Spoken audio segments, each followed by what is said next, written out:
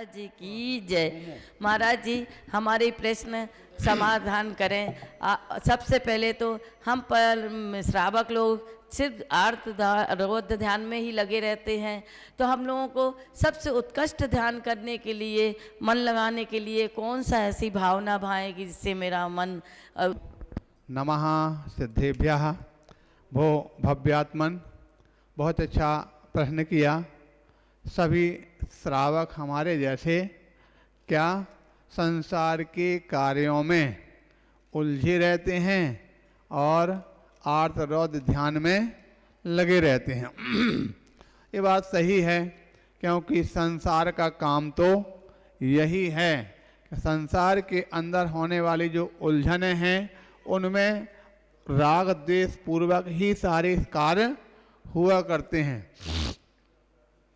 अब रही बात उस राग द्वेष के बीच में रह कर के भी और हम अपने आप को कैसे बचा सकें, तो आप सभी जानते हैं जिस प्रकार से कहीं पानी बरस रहा, ठीक है, और जब पानी बरस रहा और पानी बरसते में आप निकलेंगे तो क्या पानी से बच पाएंगे? फिर क्या करना? एक छाता लगा लेते हैं, ठीक है, और जब छाता लगा लेते हैं तो हम पानी से बच जाते हैं। बस उसी प्रकार से जो संसार के अंदर रहने वाले संसार की बरसते पानी में रहते हैं उनके लिए सबसे बड़ा छाता क्या है? व्रतों को धारण करना। जो व्रतों को धारण कर लेते हैं वो व्रतों की छत्र छाया में जो पहुंच जाते हैं तो उनके लिए नीचे तो पानी लग भी जाए लेकिन ऊपर के पानी से तो बच ही जाते हैं। इसी प्रकार से संसार में रहने वाले प्राणियों के लिए सबसे बड़ी छतरी, सबसे बड़ा रक्षा कवच अगर है तो वह व्रत प्रतिमा धारण करना है।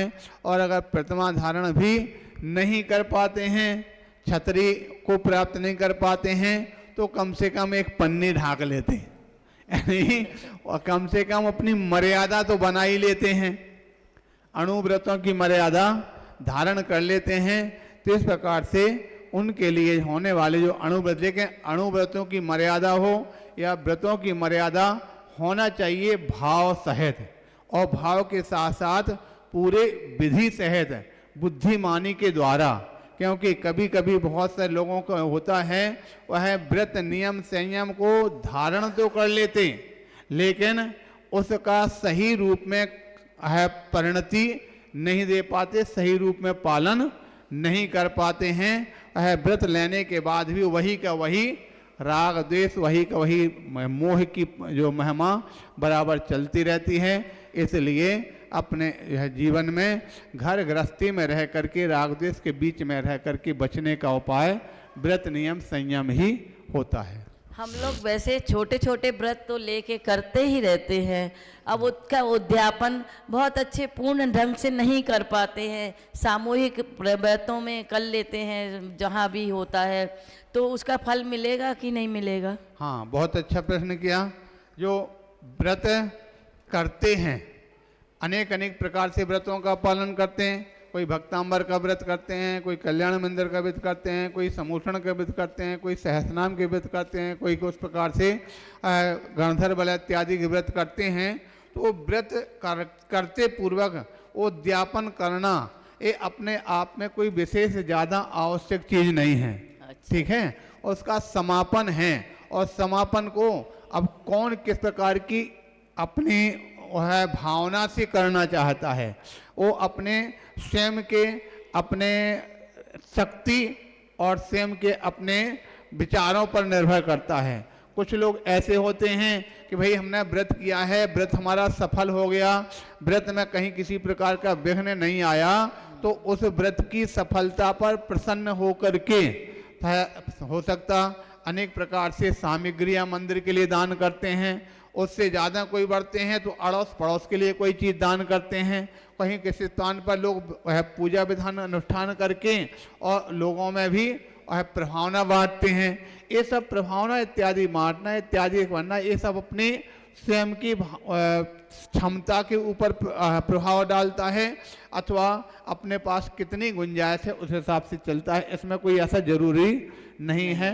कल परसों भी इस प्रकार का जो प्रश्न आया तो भीम ने ही कहा था, वह पूजा 3 प्रकार की, छोटी बड़ी मंझोल, जब जिस प्रकार की अपनी क्षमता हो, जैसा अवसर हो वैसा कर लेना चाहिए। अगर बीच में जैसे कोई विधान इत्यादि चल रहा, प्रदूषण प्रत्यादि चल रहे हैं, उसमें अगर उद्यापन कर लेते हैं तो भी वही है, उद्यापन है, उसमें कोई बाधा नहीं है।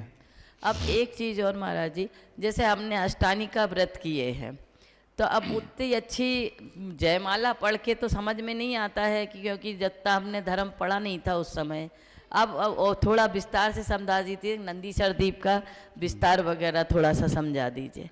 ओम नमः शिवेभ्यः। हाँ, प्रश्न आया है नंदीश्वर दीप क्या है, कहाँ है, किस प्रकार से है, समझ में आ गया? तो इस बात को समझने के लिए आप सब पहले कहाँ पर रहते हैं? जम्बूद्वीप में, ठीक है। और जम्बूद्वीप के सबसे पहले मध्य में क्या है? सुमेरु पर्वत। और सुमेरु पर्वत कहाँ पर है? जम्बूद्वीप के ठीक मध्य में। तो सुमेरु पर्वत जो जम्बूद्वीप के मध्य में है, उस जम्बूद्वीप में सबसे पहला जो जम्बूद्वीप हो गया। जम्बूद्वीप के बाद एक पर एक यानी समुद्र द्वीप ऐसे असंख्यात द्वीप हैं और असंख्यात समुद्र हैं, ठीक है। तो हम सभी कहाँ पर रहते हैं? जम्बूद्वीप के भारत क्षेत्र में रहते हैं। अब बात अपन को चलना है नंदीश्वर की। तो नंदीश्वर द्वीप कौन सा? 8वें नंबर पर आता। द्वीप, समुद्र, द्वीप, यहाँ पर समुद्र को नहीं गिना, खाली द्वीप को ही गिनते। तो 8वें नंबर का जो द्वीप है उसमें बोलते हैं 8वां द्वीप नंदीश्वरम भास्वरम। तो 8वें नंबर का नंदीश्वर द्वीप है। अब प्रश्न उत्पन्न हुआ, वह द्वीप के पहले भी समुद्र है और द्वीप के बाद में भी समुद्र है। यहाँ भी समुद्र, यहाँ भी समुद्र। समुद्र के बीच में जो गोल रूप में, यानी इस प्रकार से मान के चलो, एक प्रकार का आपकी चौड़ी चूड़ी के आकार का हो गया, ठीक है। अब चूड़ी तो अपनी छोटी सी है, आकार बताया, उसका जो विस्तार कितना है? उसका जो विस्तार है, ये मान करके चलो, उस पूरे द्वीप का विस्तार में एक दिशा का विस्तार भी जितना जम्बूद्वीप का है, समझ में आ गया? जितना 1 लाख योजन का जैसे जम्बूद्वीप का है, इससे भी कहीं ज्यादा एक दिशा का विस्तार है, उसके ऊपर मैदान। अब जो बीच में चारों दिशाओं में ऐसा एक दिशा का विस्तार हो गया, तो एक दिशा में पहले सबसे पहले क्या है? एक पूरब दिशा की ओर पर विचार करते हैं तो सबसे पहले मध्य में क्या है? अंजनगिरी। अंजनगिरी का मतलब क्या होता? अंजन का मतलब होता है काजल, और काजल कैसा है? काला। और गिरी का मतलब क्या है? पर्वत। तो एक काले रंग का जो पर्वत है, तो काले रंग के पर्वत होते हैं क्या? क्यों नहीं होते? ये अपनी मूर्ति काली रंग की है, कहां से आई? तो काला पर्वत हो सकता है कि नहीं? तो बीच में जो सबसे पहले अंजनगिरी है, उसका जो रंग है कैसा है? काले रंग का है, इसलिए उसका नाम अंजनगिरी पड़ा, ठीक है।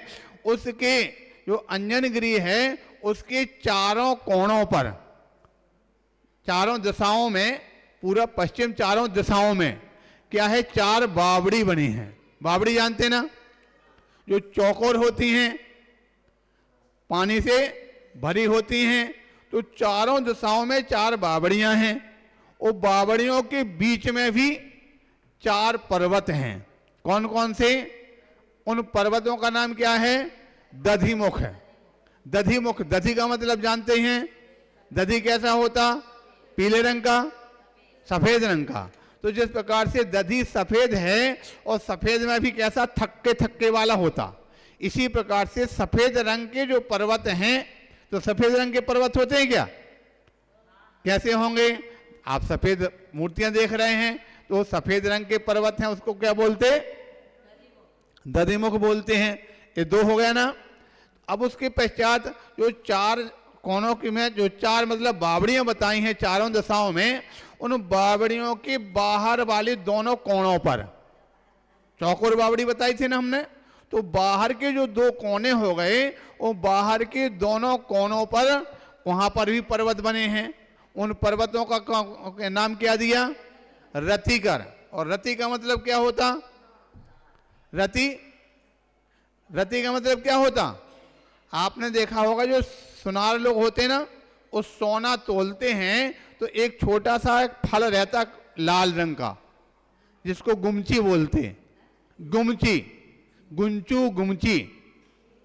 आधा पूरा तो लाल रहता, थोड़ा सा काला भी होता। उसको वो कैसा है? लाल रंग का है, इसलिए उन पर्वतों को भी नाम क्या दे दिया? लाल रंग का होने से रति। गुमची को रतिकर बोलते, इसलिए उसको भी रति बोल दिया।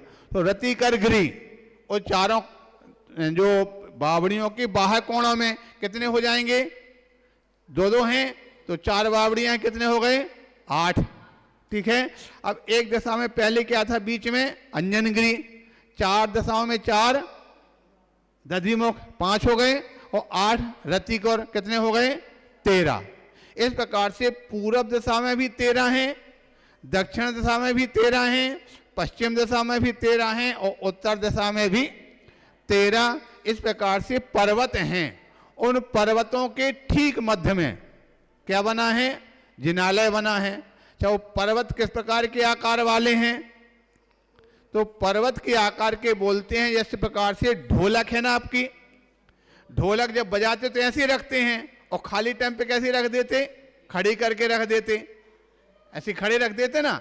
तो जैसे ढोलक को खड़ी करके रखते हैं, जैसा उसका आकार होता है, उसी आकार के वो पर्वत बने हुए हैं। समझ में आ गया? ढोल की पोल के आकार के। तो इस प्रकार से ऐसे वो पर्वत हैं, उनके रंग ऐसे हैं, बनावट ऐसी है। इसी का प्रतिरूप मंदिरों में आजकल कई स्थानों पर नंदी सुदीप की रचना होती है, उसमें इस प्रकार से जनालय बने रहते हैं। तो इस प्रकार का संक्षेप में कथन ये नंदी द्वीप के बारे में जानना चाहिए। समझ में आ गया? बोले आचार्य प्रसाद सागर जी महाराज की जय। गुरुदेव, हमारा तो सीधा साधा प्रश्न है। आपने कल बोला था कि पंचम काल में धर्म की